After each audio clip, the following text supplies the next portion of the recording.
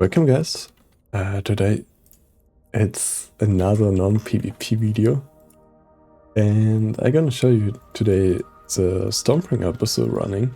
I currently run chaotic T5s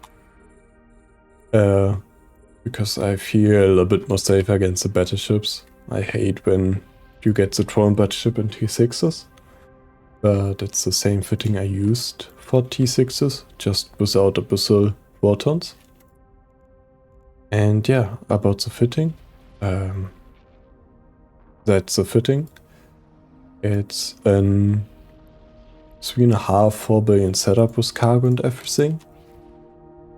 So it's quite an investment, but on the other side it's pretty safe to fly.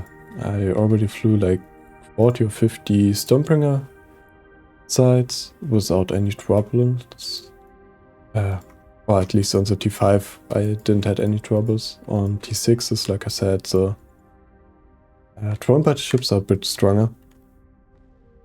And the whole reason I do the video here is because the test server is down, so you can't really experience it yourself. So it's even more important that people show their ways for Abyssal sides, so you don't have to die the same way as we did. And basically, here's my character.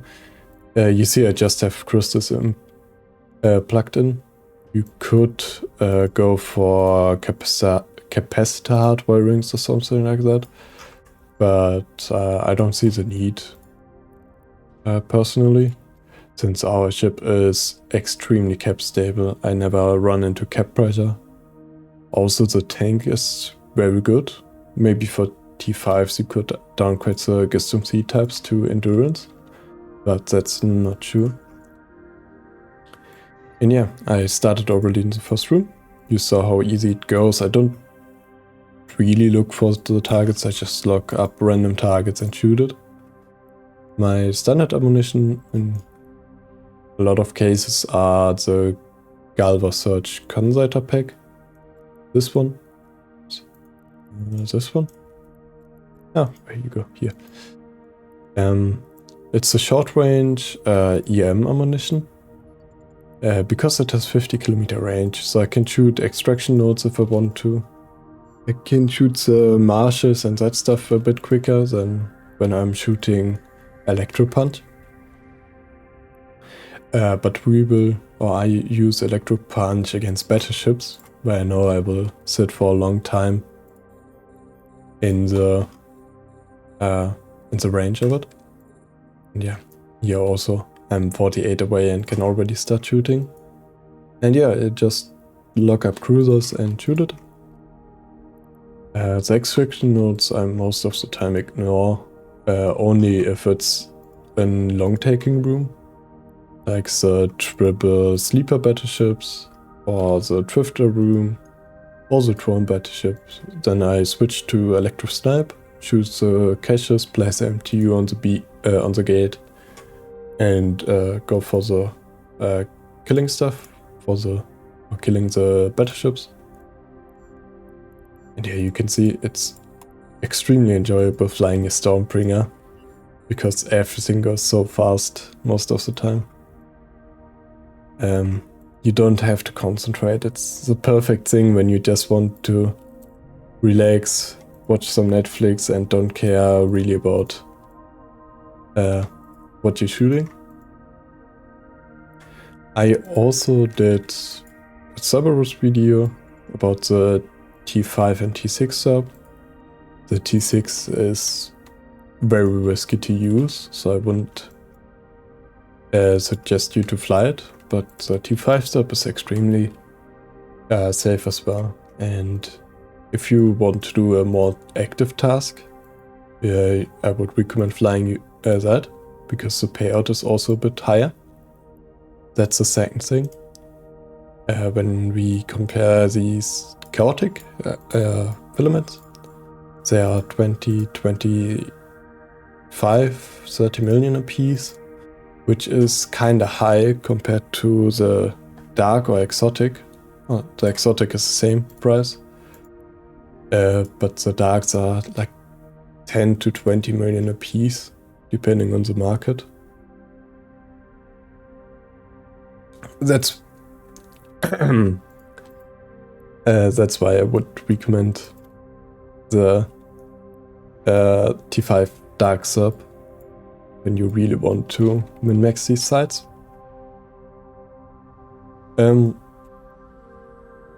Yeah, other than that, it's barely in any room you have to watch triggers. Right here we have 50 minutes time, so I don't pop a truck. That's something you should have active or like in cargo all the time. These pyro trucks, because they also work for the Vorton Projector. Yeah, it's listed.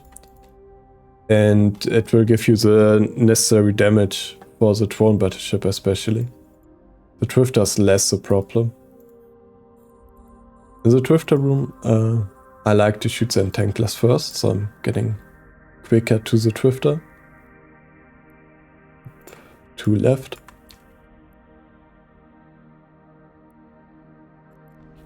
And there are also like 2 different Drifter AIs, which is weird sometimes. The one is always kiting you, the other one is sitting 0. And now I'm doing exactly what I said earlier. I go to ElectroSnipe. I have a huge range on it. You see 120 kilometers, I can lock to 100. I place my MTU next to the gate. And now I'm switching to ElectroPunch.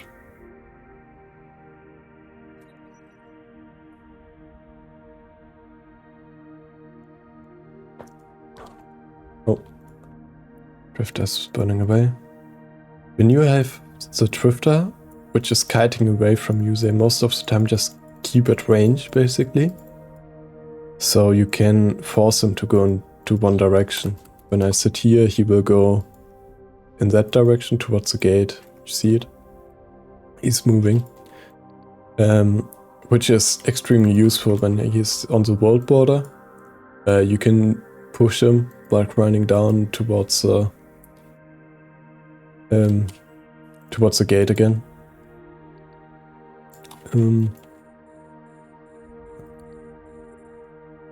When you shoot close to your MTU, lock the MTU up and check if it's not dying. I use a Packrat because it's faster with the pulling. It's slightly faster, but it's on 60 kilometers, 12 seconds you save basically. Yes, I did the math. I did a lot of math. Which is noteworthy. Since a lot of caches like this one is 80 away, you even save a bit more. Yeah. And now we can just orbit the Drifter so he doesn't pull too far away.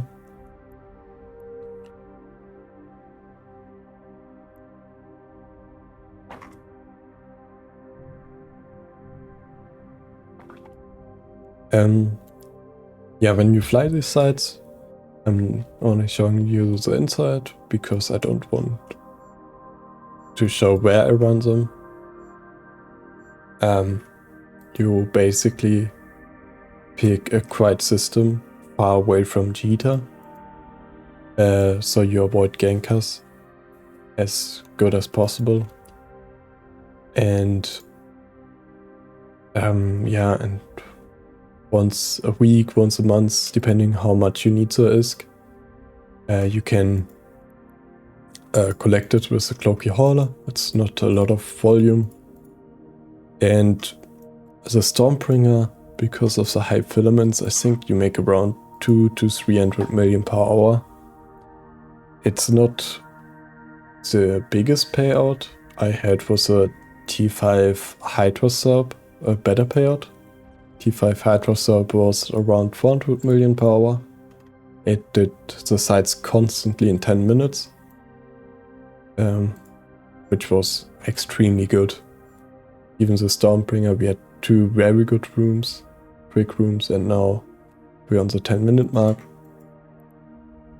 But the Stormbringer is like sometimes 15 minutes you take, sometimes 5 minutes you take. It's really depending on your broom luck. But I still like to fly it because it's simple. It doesn't take a lot of brain power to fly it. And yeah, maybe I'm gonna try to multi-box 2 Stormbringers at once. It could be something. But yeah, for that I to train a second Stormbringer ult first.